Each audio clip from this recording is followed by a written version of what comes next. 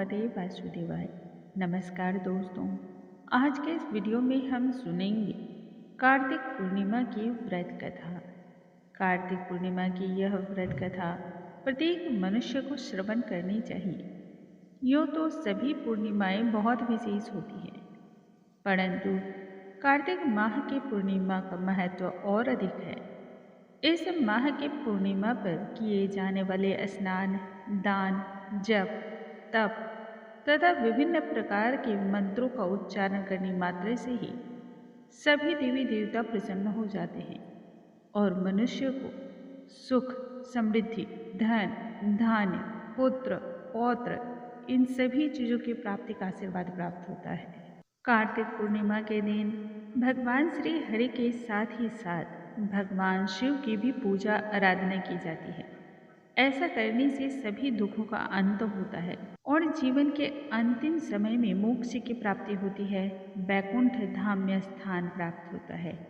इसलिए इस कथा का श्रवण कार्तिक पूर्णिमा के दिन अवश्य ही करना चाहिए। पौराणिक काल की बात है, वज्रांग नामक दैत्य का पुत्र तारकासुर असुरों का अधिपति था।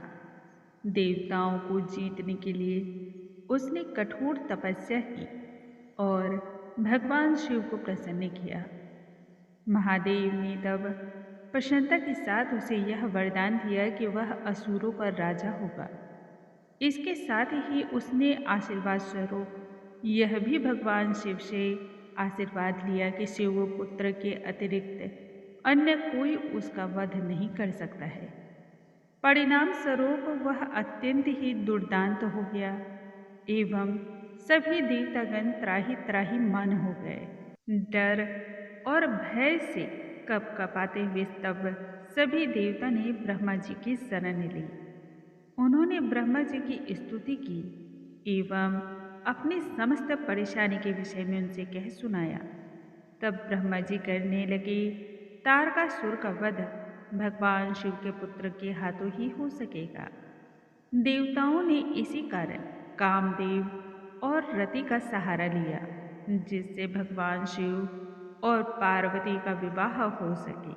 सृष्टि का कार्य सुचारू रूप से चल सके, इसके लिए कामदेव और रति ने भगवान शिव को विवाह के प्रति आकृष्ट करने का प्रयत्न किया, जिसके फलस्वरूप शिव क्रोध में आकर के काम को भस्म कर डाला।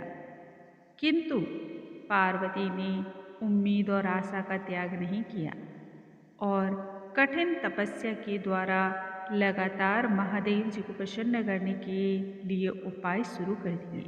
पार्वती की कठोर तपस्या से तब भगवान शिव प्रसन्न हो गए और फिर इस तरह से उन दोनों का विवाह हो गया। कुछ समय के उपरांत स्कंद अर्थात कि कार्तिकेय भगवान की उत्पत्ति हुई। स्कंद को तब देवताओं ने अपना सेनापति नियुक्त किया एवं देवासुर संग्राम में कार्तिकेय के द्वारा तारकासुर का संहार हुआ। तारकासुर का वध हो जाने के कारण उसके तीनों पुत्र ने देवताओं से बदला लेने का फैसला कर लिया। तारकासुर के 3 पुत्र तारकाक्ष, कमलाक्ष और विद्युन्माली थे। देवताओं को पराजित करने के लिए तारकासुर के तीनों पुत्र तपस्या के लिए जंगल चले गए, जहां उन्होंने हजारों वर्षों तक कठोर तप किया। तपस्या से उन्होंने ब्रह्मा जी को प्रसन्न किया। तब ब्रह्मा जी उनके समक्ष प्रकट होकर के वरदान मांगने के लिए कहने लगे। तीनों तब एक स्वर में कहने लगे, ब्रह्मा जी, हमने आपको कठोर तपस्या के द्वारा प्रसन्न किया है, इसलिए आप हमें अमरता का वरदान दें। तीनों की बातों पर विचार करने के बाद ब्रह्मा जी ने कहा कि मैं तुम्हें अमरता का वरदान नहीं दे सकता, लेकिन तुम इसमें से कोई ऐसी शर्त रख लो जिसके पूर्ण होने पर ही आपकी मृत्यु होगी। वैसा वरदान मैं तुम्हें प्रदान कर सकता हूँ। ब्रह्मा जी के वचन पर तब तीनों ने अच्छी प्रकार से सोचा और विचार किया। फिर उन्होंने कहा कि हे प्रभु, आप हमारे लिए 3 तारों पर 3 नगरी का निर्माण कर दें। वे तीनों तारे अर्थात कि तीनों नगर जब अभिजीत नक्षत्र में एक ही पंक्ति में आएंगे, उसी समय यदि कोई हमें मारेगा तभी हमारी मृत्यु होगी, और हमें मारने के लिए उस व्यक्ति को एक ऐसे रथ और बाण की आवश्यकता होगी जो बनाना मानो असंभव सा हो। ब्रह्मा जी ने तथास्तु कह दिया। तीनों असुरों को मिले वरदान के अनुसार ब्रह्मा जी ने 3 तारों पर 3 अलग अलग अद्भुत नगरी का निर्माण करने हेतु विश्वकर्मा को आज्ञा दी, और विश्वकर्मा ने तारकाक्ष के लिए स्वर्णपुरी, कमलाक्ष के लिए रजतपुरी और विद्युन्मानी के लिए लोहपुरी का निर्माण किया। ब्रह्मा जी के आशीर्वाद को प्राप्त करके तीनों ही असुर बहुत अधिक प्रसन्न हुए एवं इस प्रसन्नता के तहत उन्हें अभिमान भी हो गया। इन तीनों असुरों को एक साथ त्रिपुरासुर कहा जाने लगा। इन तीनों ने चारों ही तरफ आतंक को फैलाना आरंभ कर दिया। जहाँ भी जाते वहाँ त्राही त्राही मान मच जाता। सभी देवता त्रस्त होकर के एक जगह एकत्रित हो गए और अपना सारा बल लगा दिया ताकि इन्हें हराया जा सके, परंतु फिर भी त्रिपुरासुर को हराने में वे नाकामयाब रहे।